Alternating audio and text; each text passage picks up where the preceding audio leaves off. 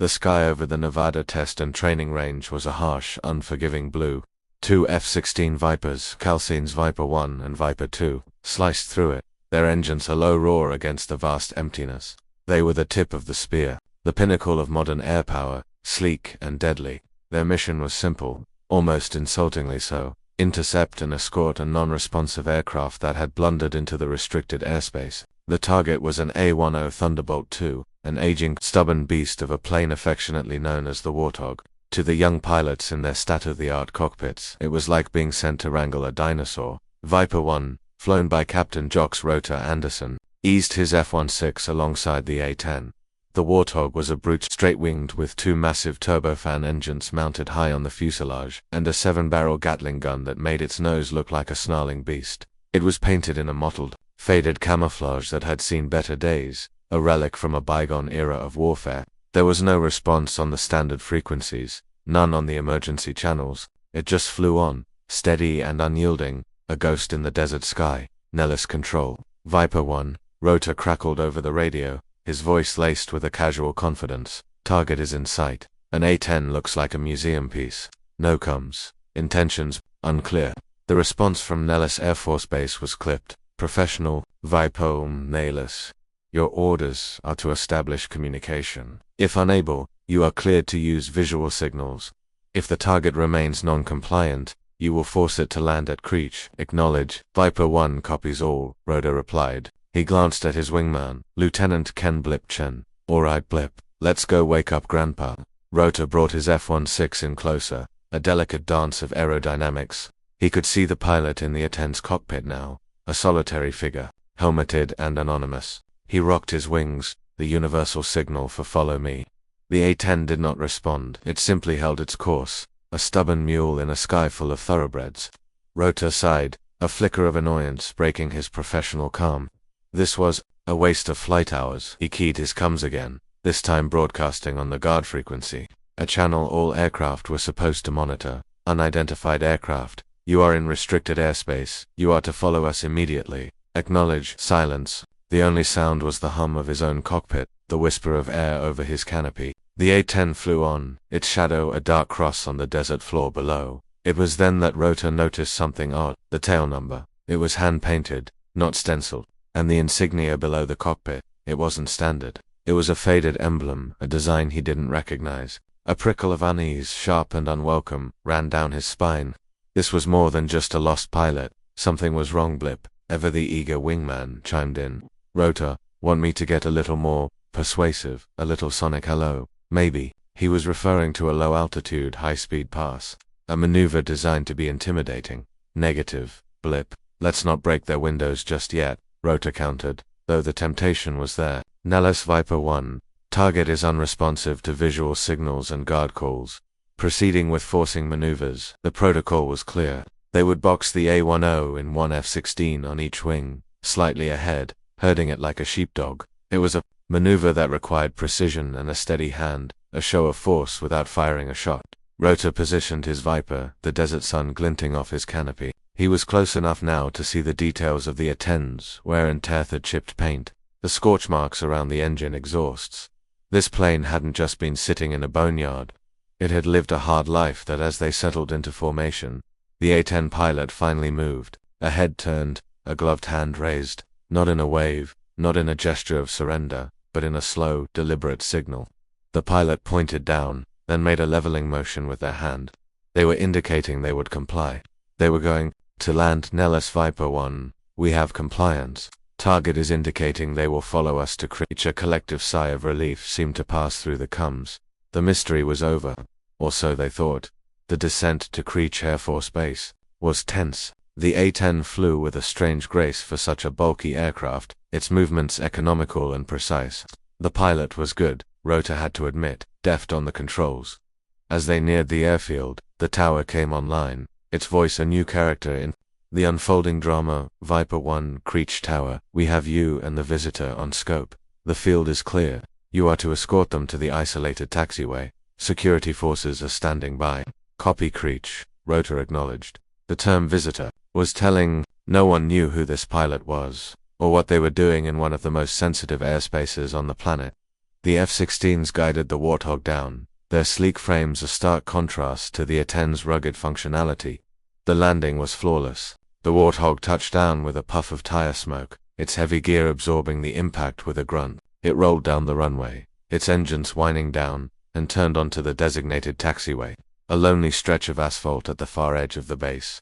The F-16S performed a low pass over the field before banking away to land themselves.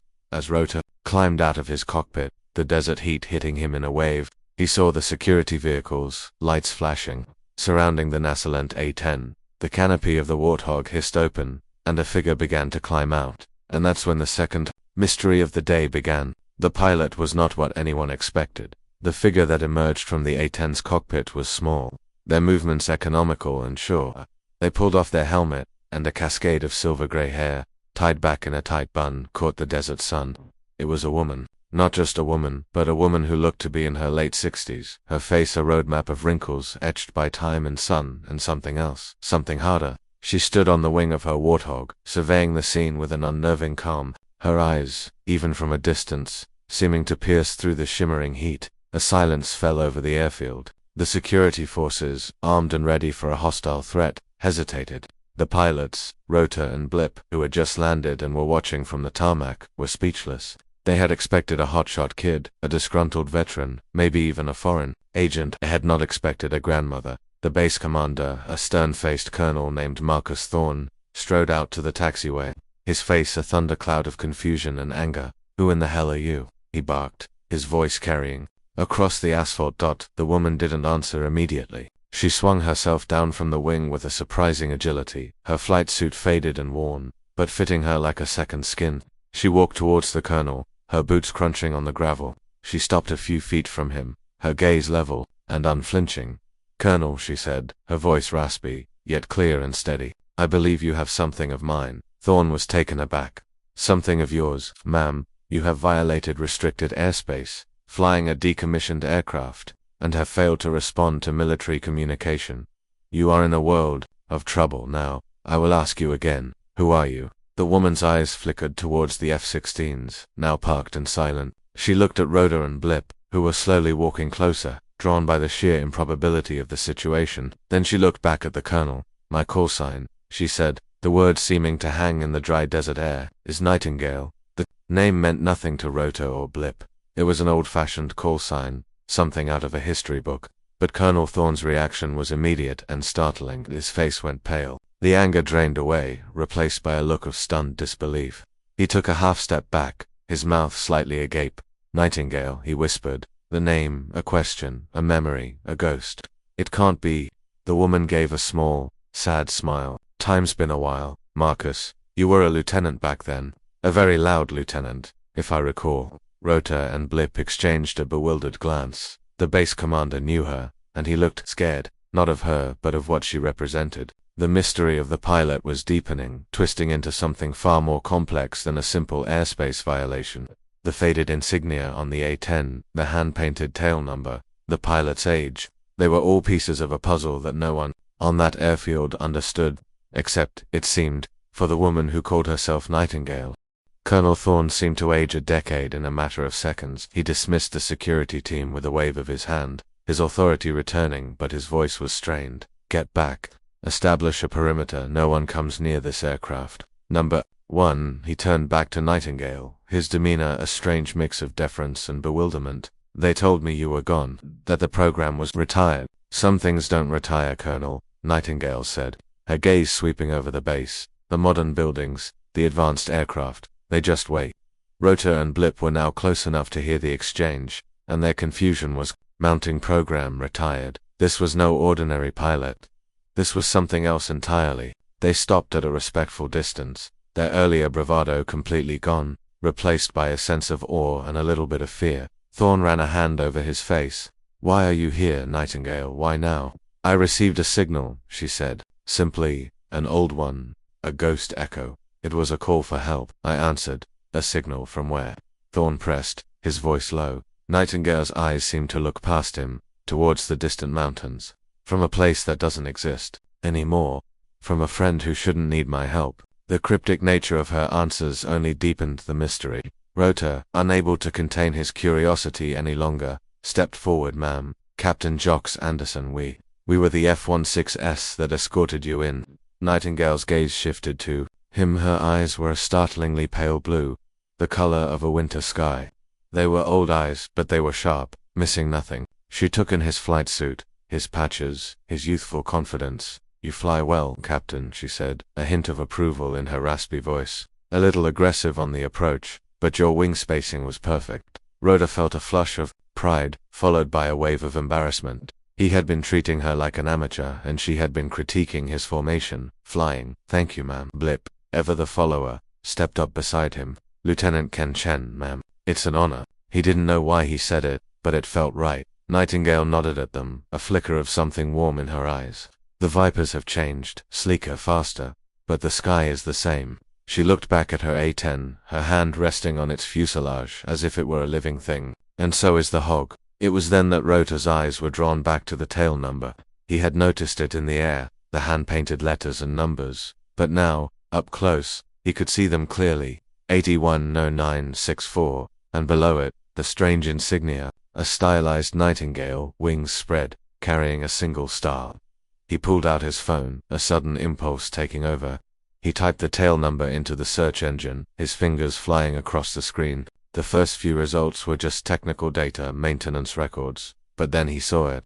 A link to a heavily redacted, declassified document, a single line of text that made the blood run cold in his veins. A 10 Thunderbolt 2, tail number 810964. Last seen, Operation Desert Storm, 1991. Status, missing, presumed lost. The silence that followed Rota's discovery was profound. The desert wind whispered around the silent aircraft, a lonely sound. Missing, presumed lost. For over 30 years, this A-10, this warthog, shouldn't exist, and its pilot, she should be a ghost. Blip, looking over Rota's shoulder, saw the screen. His jaw dropped. No way, he breathed. That's impossible. Colonel Thorne saw the look on their faces. He knew what they had found. He let out a long, weary sigh. Get them inside, he said to no one in particular. All of them debriefing room. Now, the walk to the command building was surreal. Nightingale walked with a quiet dignity, her presence a strange ripple in the orderly world of the Air Force Base. Rota and Blip flanked her, their minds reeling. They had intercepted a ghost. A legend. In the sterile, windowless debriefing room, the atmosphere was thick with unspoken questions. Colonel Thorne sat at the head of the table, Nightingale opposite him. Rota and Blip took seats on the side, feeling like spectators at a historical event. The records are sealed. Nightingale, Thorne said, his voice low and heavy. Top secret. How are you here? The desert is good at keeping secrets. Marcus, she replied, her voice calm. And I'm a good secret keeper for 30 years. Thorne's voice was incredulous. You've been out there for 30 years. I had a promise to keep, she said. Her gaze was distant, as if she were looking at a memory only she could see. And a signal to wait for. The signal, Thorne repeated. What was it? What did you hear? Nightingale leaned forward, her pale blue eyes locking onto his.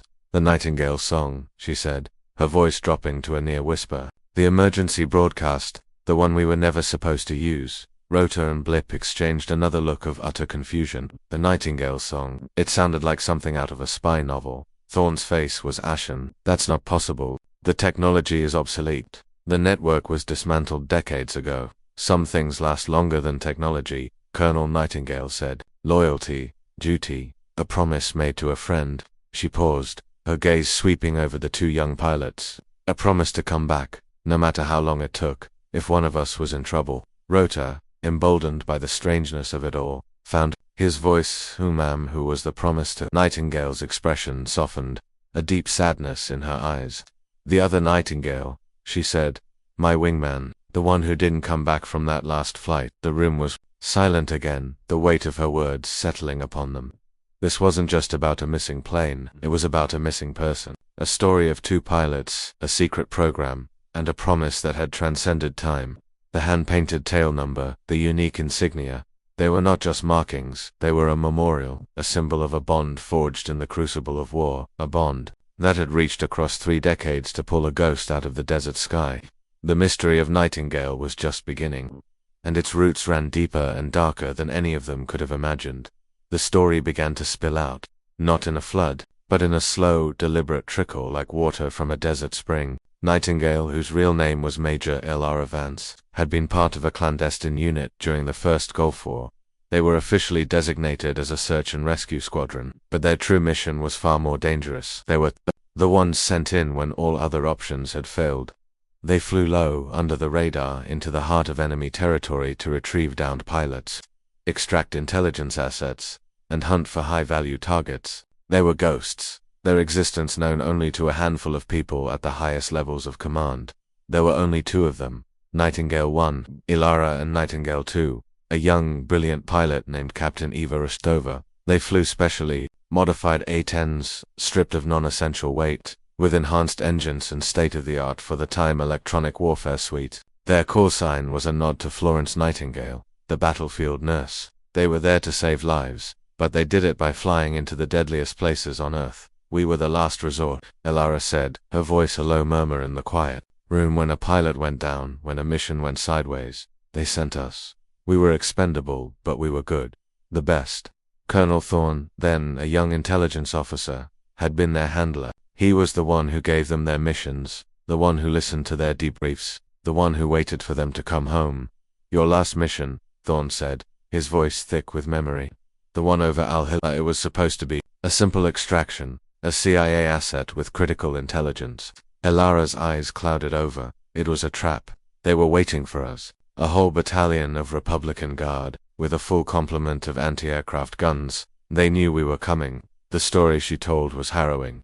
A sky filled with flak and tracers, the air thick with the smell of cordite. They had gone in low, their A-10s jinking and weaving, the ground fire reaching up for them like grasping hands. They had found the asset, but it was too late. The extraction point was compromised. Eva went in first, Elara whispered, her voice cracking for the first time. She drew their fire, gave me a window to get out. She always was the braver one.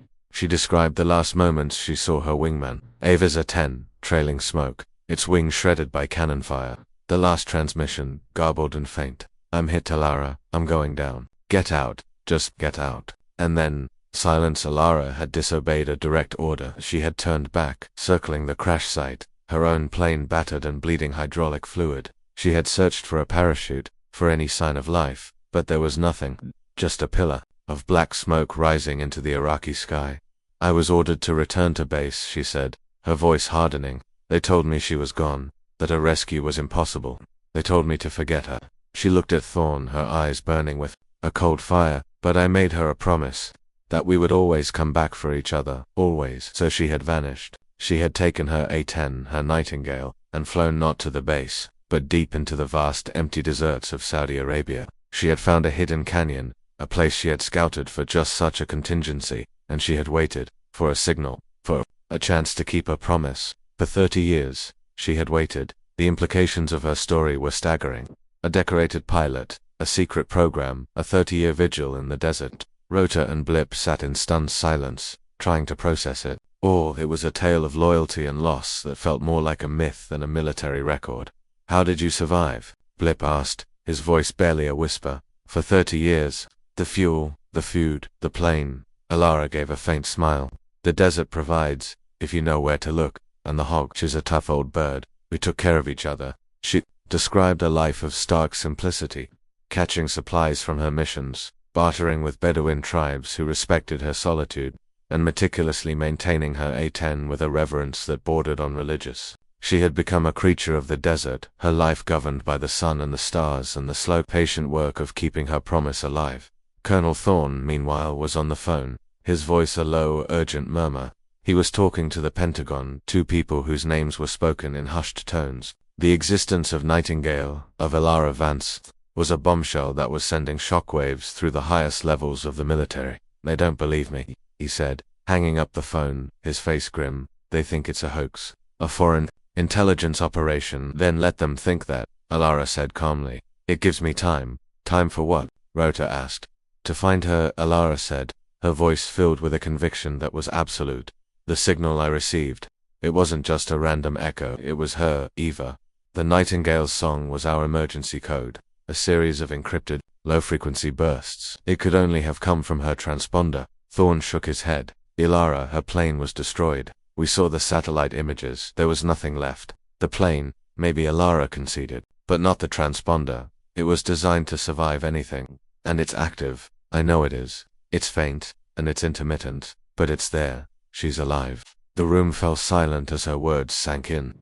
The idea was almost too incredible to believe. A pilot, surviving a crash in enemy territory, evading capture for 3 decades, and now, somehow, activating a long-dormant distress signal. Where? Thorn asked, his voice hoarse. Where is the signal coming from? Ila walked over to a large map of the Middle East on the wall of the debriefing room. Her finger, gnarled and steady, traced a path across Iraq, into the rugged, mountainous region bordering Iran.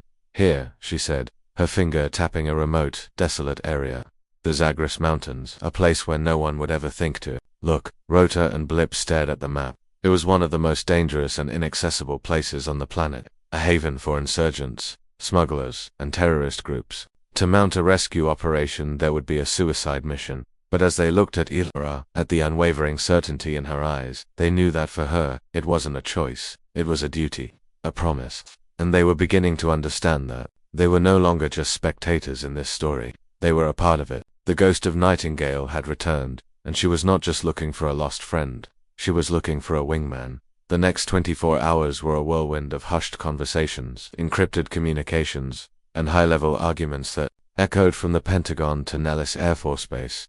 The official position was one of extreme skepticism. The story was too fantastic, the risks too high. The political climate was too volatile for an unauthorized incursion into Iranian-Iraqi border territory. The mission was denied. Colonel Thorne delivered the news to Alara in the debriefing room, his face etched with frustration. They won't sanction it, Alara. It's a no-go. They've ordered me to ground you and your aircraft permanently. Alara listened, her expression unreadable.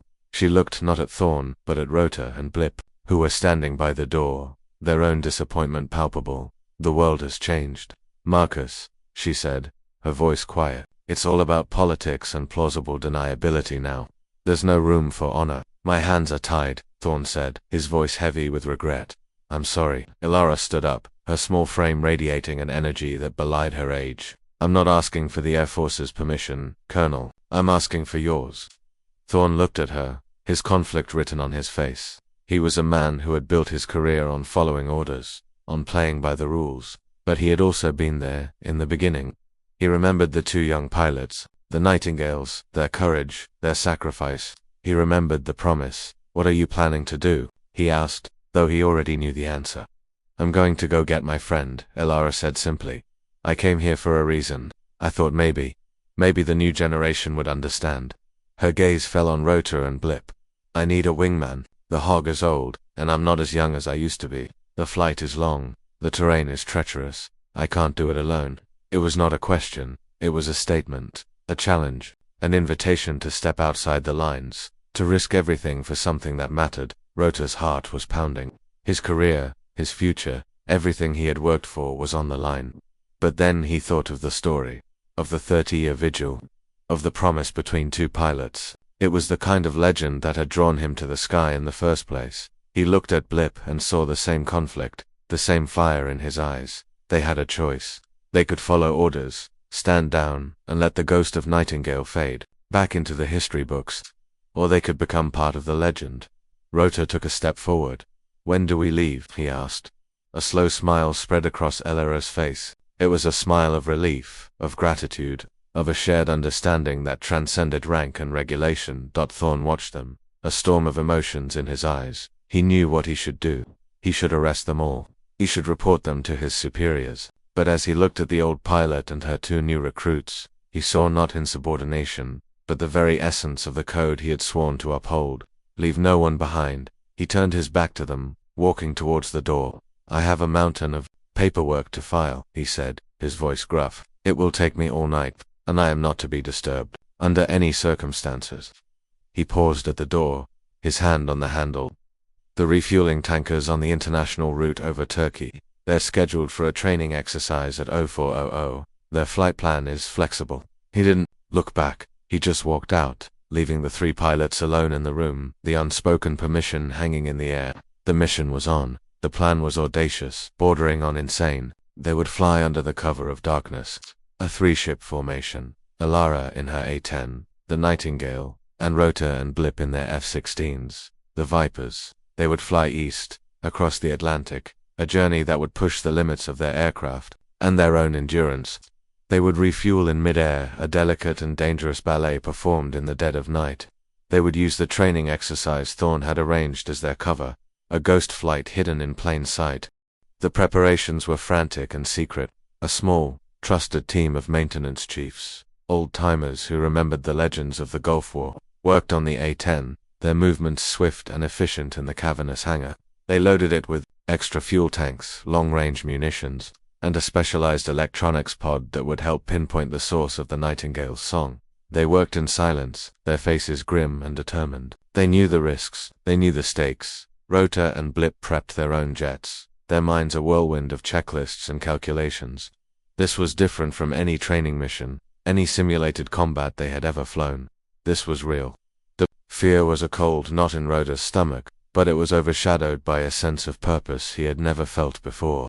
He was no longer just a pilot, he was a keeper of the flame, a guardian of a legacy. As they walked to their aircraft in the darkness, the desert air cool and crisp, Alara handed them each a small, embroidered patch. It was the Nightingale insignia, the one from her flight suit, a bird with spread wings, carrying a single star. "You're Nightingales now," she said, her voice soft but firm. "Nightingale, 3 and 4. You watch my back, I watch yours. That's the only rule." Rota clutched the patch in his hand. It felt heavy, imbued with the weight of history, of sacrifice. He looked at Alara, her face illuminated by the soft glow of the cockpit lights. She looked tired, but her eyes were bright, alive with a fire that seemed to defy her age. They took off just as the first hint of dawn was breaking on the horizon, a thin line of orange and pink against the dark purple of the sky. They climbed into the darkness, a trio of ghosts on a mission that was officially denied, a mission that, if they were caught, would see them all court-martialed. The first part of the flight was a test of endurance. Hours of sitting in a cramped cockpit, the drone of the engines her constant companion. They flew in a tight formation, a silent conversation passing between them through the subtle movements of their aircraft. Rota watched the A-10, the old warthog, flying with a steadfast determination. It was a plane out of time, a warrior from a different age, but it was here, now, leading the charge.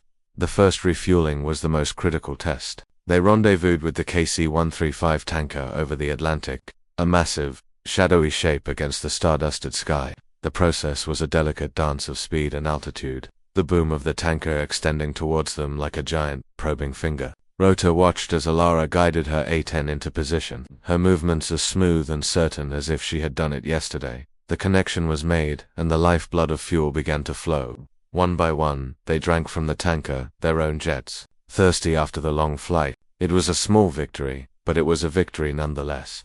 They were on their way. The Nightingale was flying east, back to the place where her story had been so brutally interrupted. And she was not alone. The flight across the Atlantic and Europe was a blur of darkness, stars, and the steady glow of their instruments. They maintained radio silence, communicating only through encrypted text messages on their multifunction displays. The world below them slept, unaware of the 3 silent hunters passing overhead. As they crossed into Turkish airspace, the tension mounted.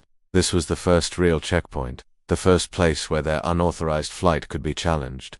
But Thorne had been true to his word. The Turkish air traffic controllers seemed to accept their presence as part of the training exercise, their call signs logged and their flight plan approved without question. They were a ghost in the machine, a fiction made real by a few lines of code in a computer system. They took on more fuel from a second tanker, a quick, efficient process that spoke of the professionalism of the crews involved. These were men and women who knew how to follow orders, but also how to read between the lines. They knew this was no ordinary training mission. They asked no questions. They just gave the Nightingales the fuel they needed and wished them Godspeed. Through a coded message. As they approached the border of Iraq, the sky began to change. The clean, crisp air of the upper atmosphere was replaced by a hazy, dust-filled gloom. The landscape below transformed from the ordered patterns of civilization to a rugged, desolate wilderness. This was the edge of the map, the beginning of the place where the rules didn't apply. Nightingale 1 to flight. Alara's voice crackled over the encrypted channel. The first time she had spoken in hours. Her voice was calm, but there was a new edge to it. "We're entering the box. From here on out, we are weapons free. Watch your 6. The ghosts here have teeth." Rota's hand tightened on his control stick. His heart was hammering against his ribs. The box, the combat zone. He had flown simulations over this very terrain, but the reality of it was something else entirely.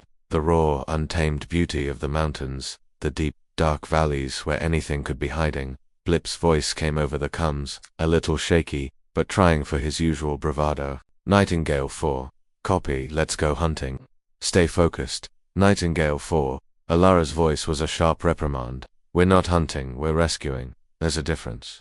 They descended, dropping from the high altitudes into the treacherous terrain of the Zagros Mountains. The F-16s were not designed for this kind of low-level flying, their high-speed performance a liability in the narrow canyons. But the A-10, the Warthog, was in its element. It was born for this. Alara led them through a winding valley, her A-10 hugging the contours of the earth, its wings seeming to skim the jagged peaks. Rota and Blip struggled to keep up, their more advanced aircraft feeling clumsy and vulnerable in the tight spaces. They were the escorts, the high-tech bodyguards, but here, in this ancient landscape, the old warrior was the queen. The electronics pod on Ilaros A-10 began to search, sending out its own quiet pulses, listening for a reply. The nightingale's song, the signal was faint, a ghost on the edge of hearing. It was like trying to hear a whisper in a hurricane, but it was there. I have it. Alara's voice was a tense whisper. It's weak, but it's there. Bearing 090.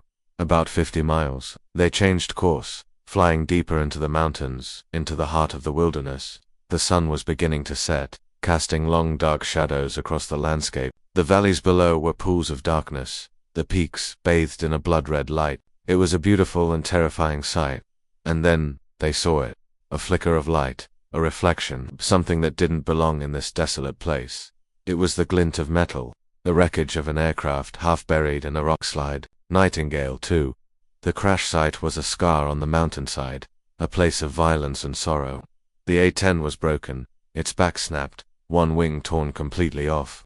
It was a testament to the brutality of the crash, and to the 30 years of harsh weather that had followed. It was a tomb of twisted metal and faded paint. Alara circled the site, her own A-10 a somber guardian in the fading light. Her voice when she spoke was thick with emotion. I see her. Oh, Eva. Rota and Blip flew a higher orbit, their more advanced sensors scanning the area. Nightingale 1. This is 3, Rota reported, his voice professional, trying to keep the emotion out of it. I'm not detecting any signs of life.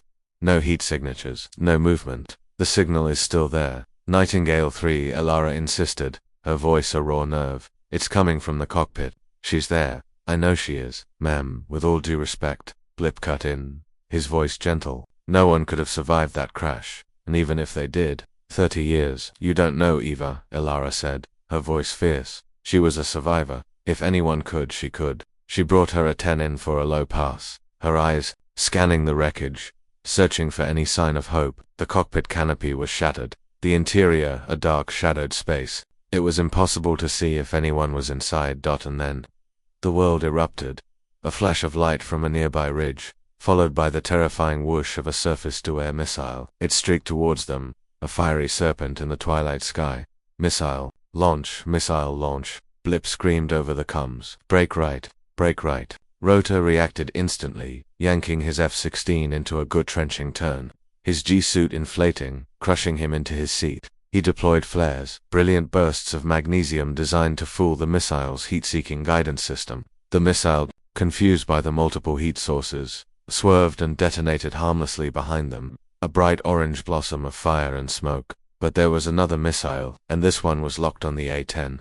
Alara's Warthog was not as nimble as the F-16's. It was a brawler, not a dancer. She couldn't outrun the missile. She couldn't outturn it. Nightingale 1. I'm hit. Her voice was a sharp cry of pain and surprise. Rota whipped his head, around his heart and his throat. He saw the A-10 lurch, a trail of black smoke pouring from one of its engines. The missile had struck the heavy armor around the engine pylon. Not a fatal blow, but a crippling one. The old warrior was wounded. They knew we were coming, Rota snarled, his mind racing.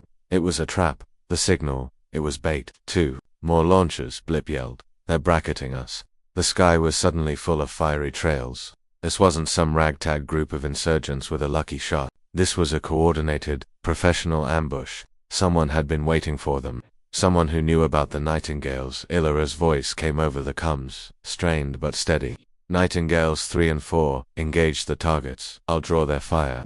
Get me a location on those launch sites. Now. She was wounded, her plane crippled, but she was still the commander, still the Nightingale. She pushed her damaged A-10 into a dive, heading straight for the crash site, for the source of the ambush. It was a move of incredible bravery, or incredible foolishness, or maybe, Rhoda thought, they were the same thing. The sky was on fire, the ghosts of the Zagros Mountains had woken up, and the rescue mission had just become a desperate fight for survival. The F-16s became avenging angels.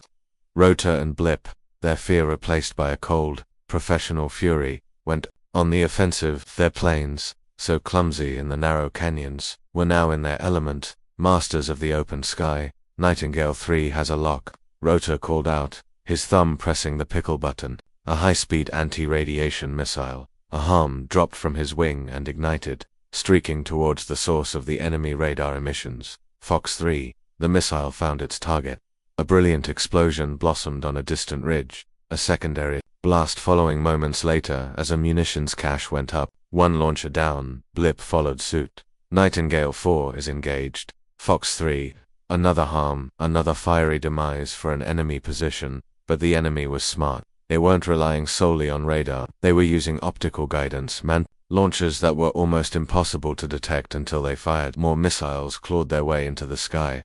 Down below, Ilara was fighting her own battle. Her A-10, trailing smoke and hydraulic fluid, was a wounded beast, but a beast nonetheless. She used the terrain, the deep valleys and jagged peaks, to mask her approach, to break the missile locks. She was a master of her craft, a pilot whose instincts had been honed by decades of solitude and survival.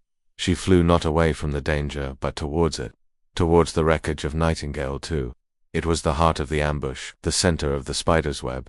There in the caves, she grunted over the comms, her voice strained from the G. The launch sites are hidden in the caves on the north face. Rota and Blip swooped in, their targeting pods scanning the mountainside. They saw them now, the dark mouths of caves, the flicker of movement inside. It was a fortified position, an enemy stronghold. We can't get a clean shot with the harms, Blip reported. The angle is too steep. Then we go old school. Ilara's voice crackled. Guns, I'm going in. Rota's blood ran cold. A gun run. In this terrain, against a fortified enemy, in a damaged aircraft, it was suicide. Nightingale 1, negative. Your aircraft is too damaged. We'll take them out with guided bombs. No time. Nightingale 3, Ilara countered, her voice grim. They're reloading. We have to suppress them now. Cover me, and then... She did it. She rolled her wounded A-10 onto its side and plunged into the valley, her nose pointed at the caves. And the sky was filled with a sound that Rhoda had only ever heard in recordings, a sound that was both terrifying and magnificent. The GAU-8, Avenger, the 7-barrel Gatling gun that was the heart of the Warthog, opened up. It was not so much a sound as a physical force, a tearing of the air itself. A stream of 30mm depleted uranium shells, each the size of a milk bottle, slammed into the mountainside. Rock and earth and metal vaporized. The caves that had been the enemy's sanctuary became their tombs. It was a display of raw, brutal firepower that left Rota and Blip speechless. They watched, mesmerized, as the old pilot and her old plane did what she did best. She was not just a pilot. She was a warrior, a force of nature. The Nightingale had returned to the battlefield, and she was singing her song of destruction. The gun run was devastatingly effective. The missile launches stopped. The enemy was silenced, either dead or in disarray, but the cost was high. Ilara's A-10 was in bad shape. The damaged engine was on fire, the flames licking at the fuselage. Warning lights were flashing all over. Her cockpit, Nightingale 1, I've lost the port engine, she reported, her voice unnervingly calm. Hydraulics are failing. I'm going to have to put her down. Where? Rota asked, his mind racing. The terrain was a nightmare. There were no flat surfaces, no runways. There, Ilara said. The valley floor. It's not ideal, but it's the only option. Rota and Blip watched in horror as she wrestled with a dying aircraft. It was a controlled crash, a desperate attempt to save herself and the machine that had been her home for 3 decades. The A-10, its one good engine screaming, descended into the valley. It hit the ground hard, bouncing once, twice, before skidding to a halt in a cloud of dust and smoke. Its landing gear sheared off, its belly torn open. For a moment, there was silence. A terrible, heart-stopping silence. Nightingale 1. Report. Rota yelled into his radio. Alara, talk to me. Nothing. I'm going down, Blip said, his voice tight. I'm going to try and land near her. Negative, Nightingale 4. Rota snapped, his mind taking over, the training kicking in. You'll never make it. We have to assume the worst. We need to get out of here before they regroup. It was the hardest decision of his life, to leave her behind, to break the one rule she had given them. But he was the flight lead now. He was responsible for his wingman. And then, flicker of movement near the downday 10, the canopy, miraculously intact, hissed open. A small figure climbed out, silhouetted against the flames of the burning engine. It was Ilara. She was alive. She stood on the wing of her broken plane, her face smudged with soot, and she looked up at them. She raised a hand, not in a wave, but in a signal. She pointed towards the other crash site, the wreckage of Nightingale 2. Then she pointed to herself, and then she gave a thumbs up. She was telling them she was okay, and she was telling them that the mission wasn't over. Rota understood. She wanted them to find out what was in that other cockpit, what the source of the signal was, why someone had gone to such lengths to lure them here. Nightingale 4, Rota said, his voice firm. You're with me. We're going to check out that crash site, low and fast. One pass, then we're out of here. What about her? Blip asked, his voice anguished. She's a survivor, Rota said, echoing Ilara's own words. Find a way. We have to finish the mission. They banked their F-16s and screamed down the valley, their afterburners kicking in. They flew over the wreckage of Nightingale 2, their targeting pods recording every detail. The cockpit was a mangled mess, but as the high-definition images appeared on their displays, they saw it that it wasn't a body, it wasn't a pilot. It was a box, a small metal box, with a blinking red light, the transponder, and it was wired to a massive amount of explosives. It had all been a trap. The Nightingale's song was not a call for help, it was a lure, a bomb, and it was set to go off. The realization hit them like a physical blow. They had been played, from the very beginning. The signal, the story, the hope of finding Eva Rostova alive. It had all been a carefully constructed lie, a ghost story designed to draw a out of the desert and into a kill box. It's a bomb, Blip yelled, his voice a mixture of anger and fear. The whole thing is a goddamn bomb. How much time? Rota asked, his mind racing, trying to calculate the odds. There's no timer, Blip reported, his sensors analyzing the device. It's a proximity fuse. It was set to detonate when we got close. The only reason it didn't go off is because the crash must have damaged the trigger mechanism. They had been lucky, incredibly, stupidly lucky. A few feet closer, a slightly different approach, and they would have been vaporized. Down below, Alara seemed to understand. She had seen them fly over the wreckage, had seen them pull up sharply. She knew what they had found. She started to move, scrambling away from her own downed 10, heading for the cover of the rocks.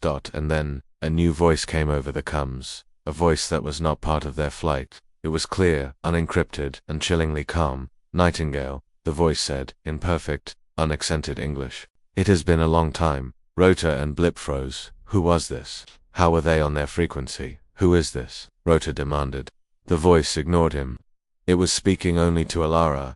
You have led us a merry chase, Major Vance, 30 years. We were beginning to think you would never come out of your hole. Down on the valley floor, Alara stopped. She looked around, searching for the source of the voice. But there was no one. I know that voice, she whispered, her words picked up by her own comm unit and broadcast to the others. It can't be. Oh, but it is. The voice continued, a hint of amusement in its tone. You were always the sentimental one, Alara, the loyal one. We knew you would come. We knew you couldn't resist the song of a fallen friend.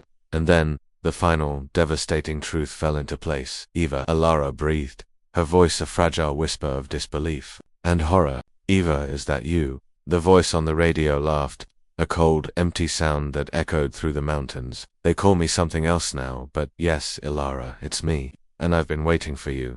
The wingman, the lost friend, the reason for the 30-year vigil. She was alive, and she was the enemy. The ghost they had been chasing was not the one they expected.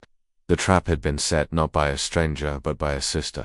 The ultimate betrayal, the Nightingale's song, was not a call for help. It was a siren's call, luring her old friend to her doom. The betrayal was a wound deeper than any missile strike. Eva Rostova, Nightingale 2, alive, and she had orchestrated this whole nightmare. Why, Eva? Ilara's voice was broken, the question a plea. Why? Survival, Ilara Ava's voice replied, cold and pragmatic. Something you were never very good at. You were always too busy trying to save everyone else. I chose to save myself.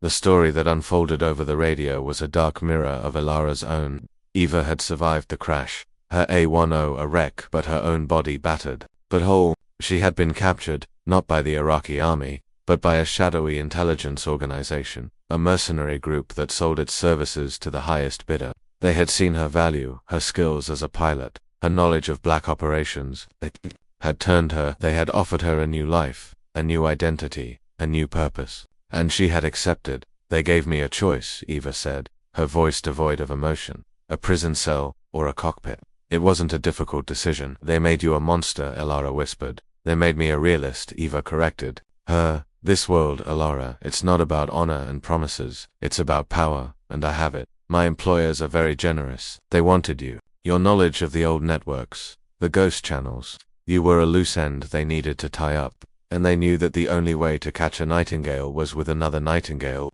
The bomb in the wreckage of her old plane was her idea. A cruel, personal touch. A way to erase the past and secure her future. High above, Rota and Blip listened in stunned silence. This was a soap opera played out at 500 knots, a story of friendship and betrayal that was about to reach its deadly conclusion. What now? Eva, Ilara asked, her voice regaining some of its strength, the shock giving way to a cold, hard anger. You have me. What do you want? I want you to surrender, Ilara, Eva said. My people are on their way. They will take you into custody. It will be painless. A far better fate than you deserve. And my wingman, Ilara asked, her gaze turning upwards, towards the two F-16s circling like protective hawks. Ava's voice was dismissive. They are irrelevant. They can fly home and forget this ever happened, or they can stay and die with you. The choice is theirs. Rota looked at Blip. Their fuel was running low. Their weapons were depleted. Their orders were to leave, but they couldn't, not now. They were nightingales, and you don't leave a nightingale behind. We're not going anywhere, Rota said, his voice ringing with a conviction he didn't. No, he possessed. Eva sighed, a sound of theatrical disappointment. So be it. A pity you fly well, for children. And then, the sky filled with new threats. Not missiles this time, but aircraft. Two of them, advanced fifth-generation fighters, sleek and black, emerging from the east like sharks. They were not any models Rota or Blip recognized. They were faster, more agile, a new breed of predator. Tally 2, bandits, Blip yelled, engaging. The dogfight began, a swirling chaotic ballet of thrust and counter-thrust, of missile and flare. The F-16s were good, but they were outmatched. The enemy pilots were skilled, their planes superior. It was a desperate, losing battle. Down below, Ilara watched, helpless. She was unarmed, a plane a broken wreck. She could only listen as the sounds of the battle raged above her, as her new wingman fought and died for her. The betrayal was complete. The trap had sprung, and the sky was falling.